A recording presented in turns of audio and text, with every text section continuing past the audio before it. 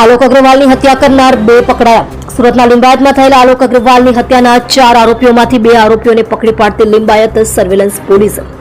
Surat Limbayat police દ્વારા હત્યા કરનાર આરોપીઓ ભગવાન મંગલુ સ્વાઈન અને દીપક પ્રસાદ સચિપ્રસાદ સિંહને ઝડપી પાડ્યા છે, જેમાં હત્યામાં સામેલ 2 આરોપીઓ અપરાર લસ્સી અને બીજો અશફાક નામક હત્યારાઓને લિંબાયત પોલીસ દ્વારા પકડી પાડવા ચક્રો ગતિમાન કર્યા છે।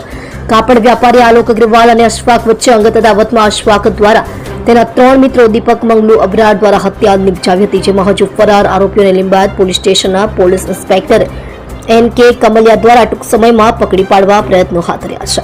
તમે જોઈ રહ્યા છો માયાનગરી ન્યૂઝ ચેનલ દીપક ગુપ્તાની સાથે।